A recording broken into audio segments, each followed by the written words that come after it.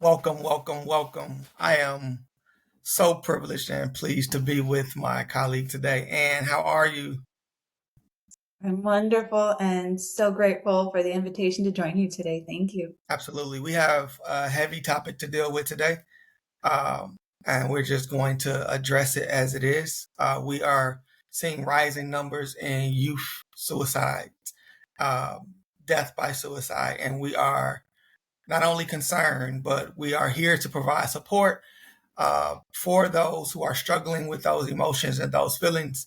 So, as you see on this screen, it is okay to be okay. Please reach out to your sources if you are viewing this video in any capacity. Please, if you are in need of help of any kind, talk to a trusted adult or dial or text 988 so that you can get directly to the Suicide or Crisis Lifeline. But Anne, as we begin this conversation today, I know that you have a personal story that you would like to tell us.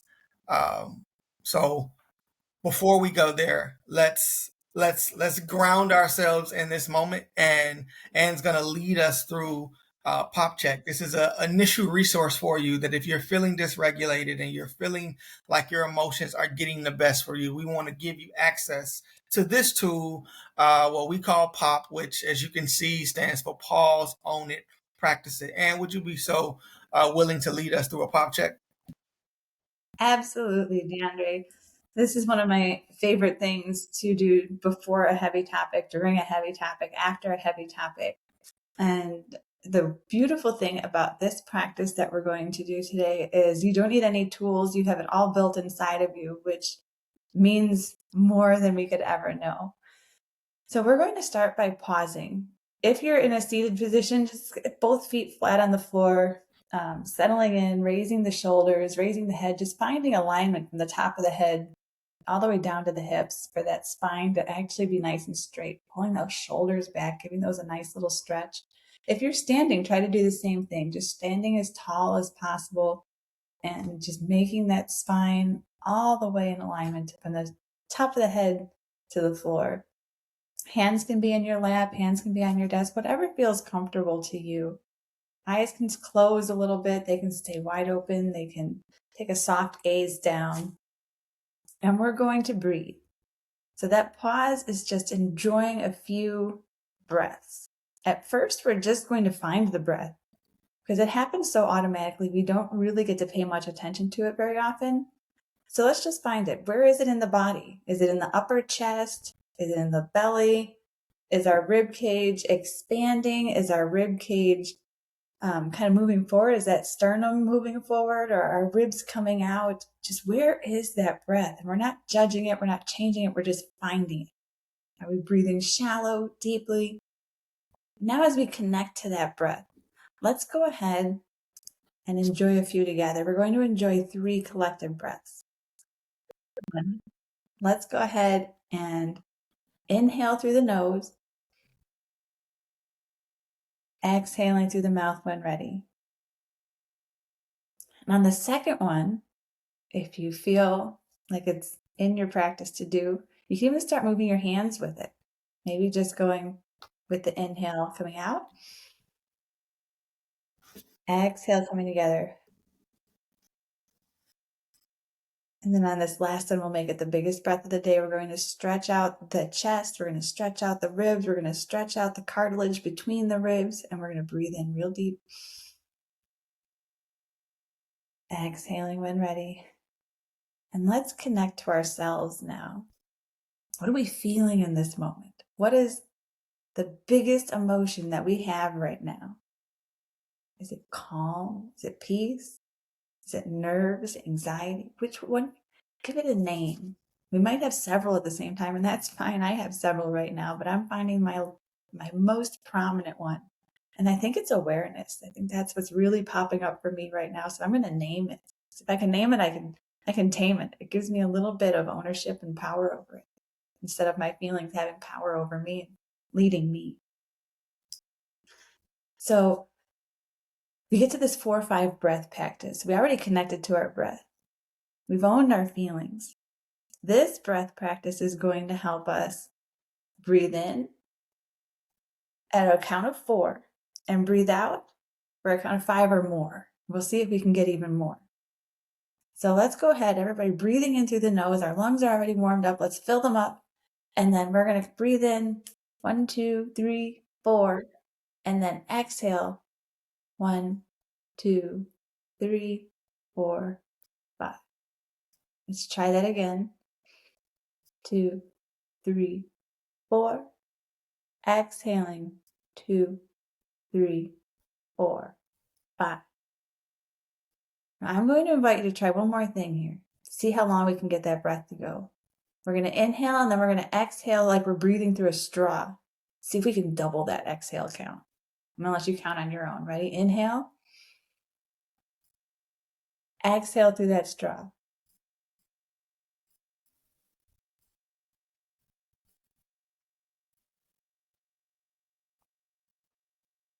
I can get a much longer exhale that way. And when we exhale that way, we're able to calm the nervous system.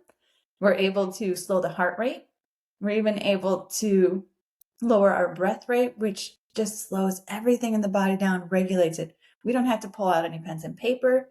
We just use those lungs that were gifted inside of us, the air that's gifted all around us, and we just start using it in a way that helps our body react and respond to the situations around us. So I invite you to use this pop check any and every time you feel maybe just even in a natural headspace, a neutral headspace where nothing really much is going on. Just start practicing it.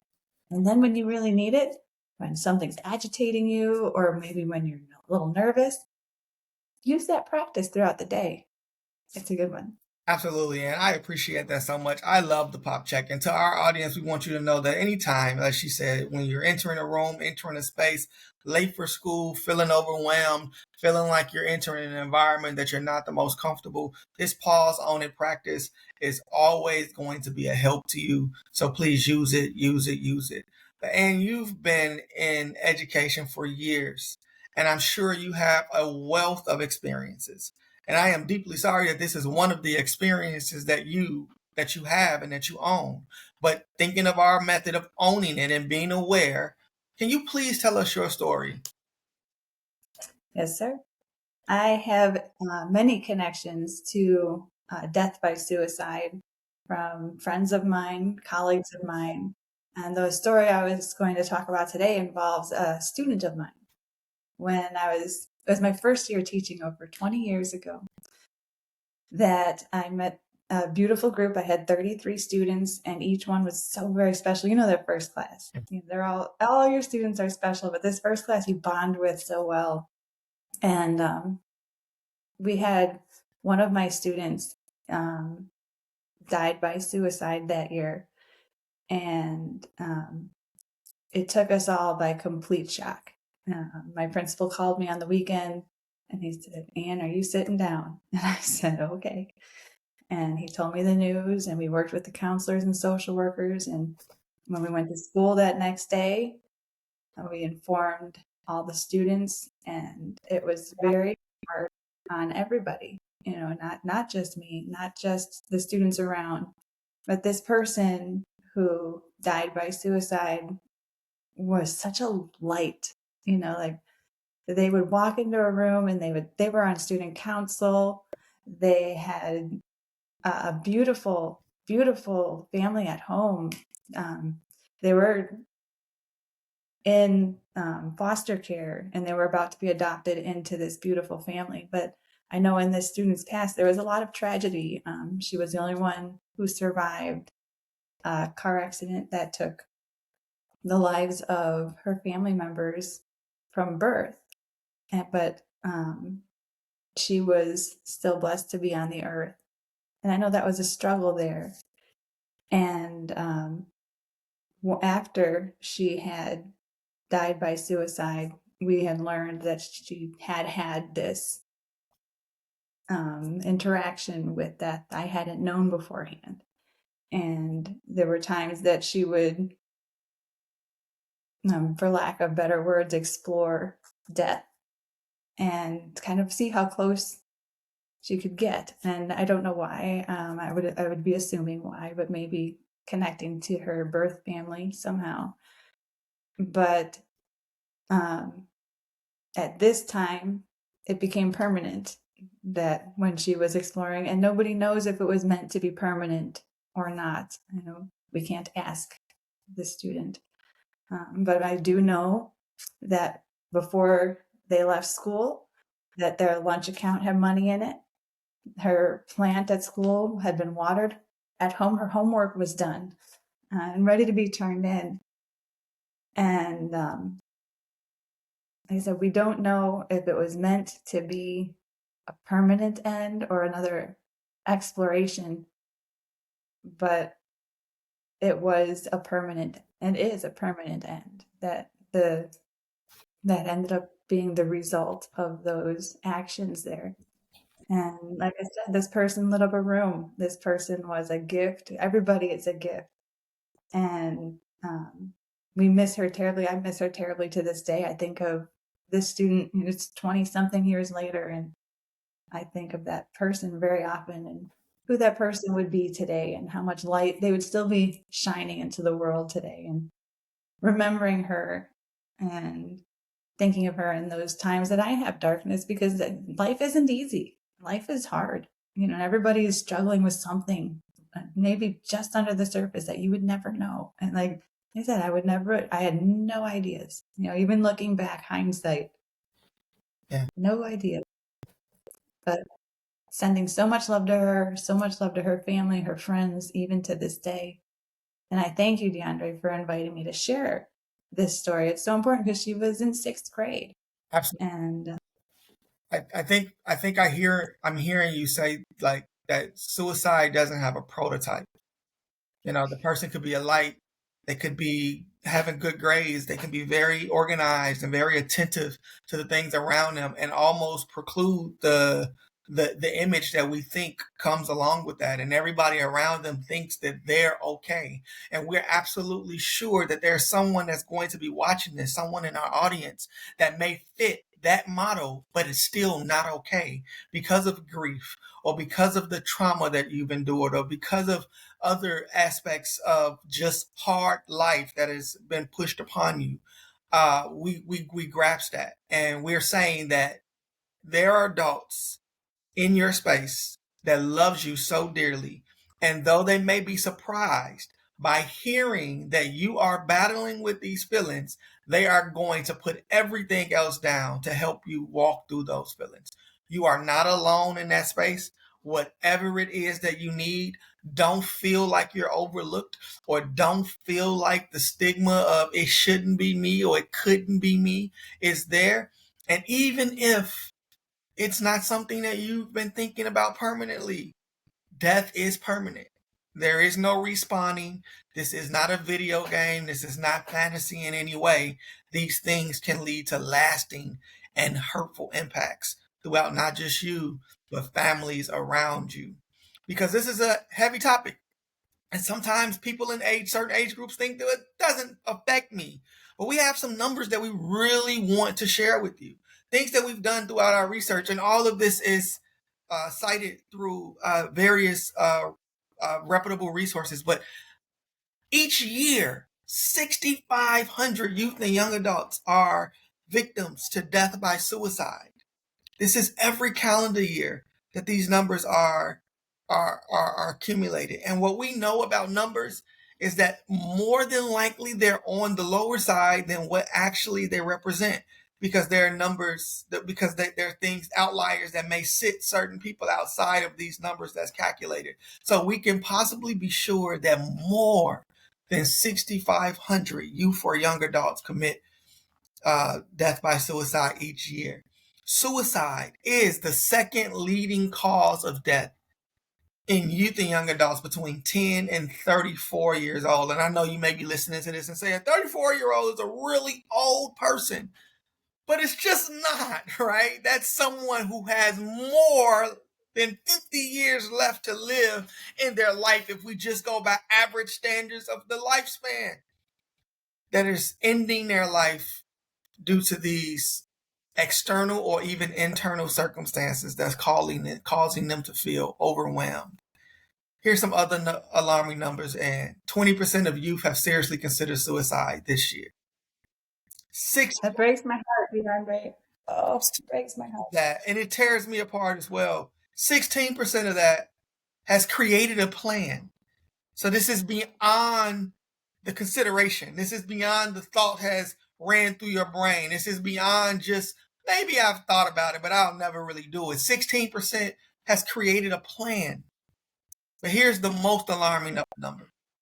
10% of that, 10% of the youth in America has attempted this year once or twice. That is sad. That is something that breaks our heart. And that is something that we are trying to address. So yet again, as you've seen on every slide, if you need help, if you in this video before you get to the end of it, we did not want you to have to endure the entire thing before you knew the outcome. Call, text 988. Someone is waiting to hear from you right now, that you can share all of your problems, emote all of those emotions, work through all of those issues, and begin to get connected to people in your circle, in your way, that will help you walk through these feelings, these emotions, and get you to the other side of these thoughts, these plans, and maybe even these attempts. DeAndre, when I hear you talking about that, I like to remind everybody that however far we are in life, I've been blessed to make it 46 years. I have not met all the people I am going to meet. I have not felt all the love I am going to feel in this life, and I have not given all the love that I will be giving in this life. Maybe making this call connects you to the person that gives you the love and light that you've been waiting to see, or gives you the path to that love and light. We just keep going and we keep searching for it. And when we can't find the light, let's try and be the light for somebody else, because even helping other people helps us help us and have a purpose. Because when we have that purpose in life, we have a direction and we have a place to go, because this universe has put us here in this time, in this space. I mean, we think of all the time from zero to pre-zero to 5,026, anywhere on that timeline we could have been placed. Anywhere in this world we could have been placed, but we were placed right here, right now. For some reason, you are hearing this recording and we are making this recording. Maybe it's for you to help your light shine brighter, to help someone else, or maybe it's for you to find that path to guide your light to wherever it needs to be to get the help that you need to keep moving forward. Because somewhere on this path, you are meant to teach and you are meant to learn. And that path's going to keep going. We're going to keep learning and we're going to keep teaching. So if you do need that help, that's why we put call now. Don't wait. Don't wait for it to get worse or to see if you can fix it yourself. Because there are things that we can't fix ourselves, or our family members can't fix. Like if we had a big cut in our arm, I wouldn't be able to fix that myself. I'd go to a doctor. This is the same thing. It's just a different type of cut. Absolutely. What I hear you saying is that the very next person you meet could be the one that's going to impact your life forever. That could lead you to eventually helping someone else that's in the same state that you're in now. So if you're in 5th grade, 6th grade, 7th grade, 8th grade, maybe in your high school years, or maybe you are an adult that is hearing this, that's supposed to be giving this to children and helping, but you also are struggling through these feelings, there is help on the other side, and there is an other side to this. Please seek help. Please meet that next person. And if that next person isn't the person, then the next person could be the person that will help you, impact you for the rest of your life. There's another similar issue that we want to just quickly address. And this is non-suicidal self-harm, because we realize that there is a precursor. There is a precursor to some of these things that most of the time, that 20% that is considered suicide may not go straight to creating a plan or attempting. They may begin to socialize this, if you will, or market test it, if you will, right? And see what it feels like and see if I can injure myself in ways that doesn't necessarily permanent. We here to recommend against that as well. That number at the bottom of the screen is for you as well. But we wanted to call out 4 reasons why people engage in this level of behavior. First, it's the emotional regulation. You're feeling anger, anxiety, and depression within in your space, and you're feeling overwhelmed, and you're feeling like you're alone, and you're feeling like that this life is too much for you to handle. When you're emotionally dysregulated, you are more likely to harm yourself.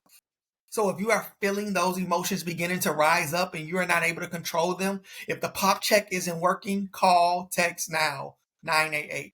But then sometimes people self-harm because of distraction. They're trying to distract themselves from the emotional pain. They've convinced themselves that pain is compartmentalized, that if I hurt myself physically, then the emotional pain that I can't see or touch will go away. First, it is a myth. You would just feel two levels of pain. That pain will still be there. You need to seek the services and help that your body is telling you that you need. Your mind is telling you that you need. This distraction of physical pain versus emotional pain won't work. Do not harm yourself because you think that it will help you with what you're struggling with already. If you need that sort of help, yet again, call or text 988. If you are in a building right now, school, church, wherever you are, somehow this video has come across and you've heard our voice say this. There is somebody in that room that wants to help you through this. That I am sure of. Tell them, ask them, connect to them now. But then it's that desire to feel, where you begin to feel numb. The emotions have gotten so far. To Ann's point, we waited too long to ask for help, and now we feel numb around everything. Things that should give us joy, things that should excite us. We can't seem to muster that emotion, and we're thinking we're broken, and we're thinking things like something's wrong with me. So you begin to self-harm to feel. We are reaching out again to saying, please don't. Those are lasting wounds that you will never be able to get away. Those are scars that will not disappear. And they are not helping. You are not broken. There is nothing wrong. You are human. Sorry to break the news. And as humans, we feel. And sometimes we feel so deeply and so intently that it feels like it's numb. But it's not. Yet again, there's someone next to you, someone around you. And even if in the most unfortunate space that the person closest to you and the person who you believe you should have been able to trust the most is the one that's hurting you, there is someone outside of that circle that is willing to help you today. Ask, call, text. And we also know, ultimately, all of this is a form of communication. So adults, this is really for you. If somehow you walk past and you see there are marks on arms, marks on legs, marks in places that you know that those are self-harm indications, say something now. It may feel uncomfortable. You may feel like you're overstepping. You may feel like I'm not even qualified to have this conversation. I'm not asking you to be a clinician. I'm saying to be a human. Care. Say something now. Don't ignore those things. This is all a cry for help. We know that these non-suicidal self-harm things are a cry for help. They're saying, someone notice, someone see, someone say something. And we are the adults in the space. So if you see something, say something. They will appreciate it at some point.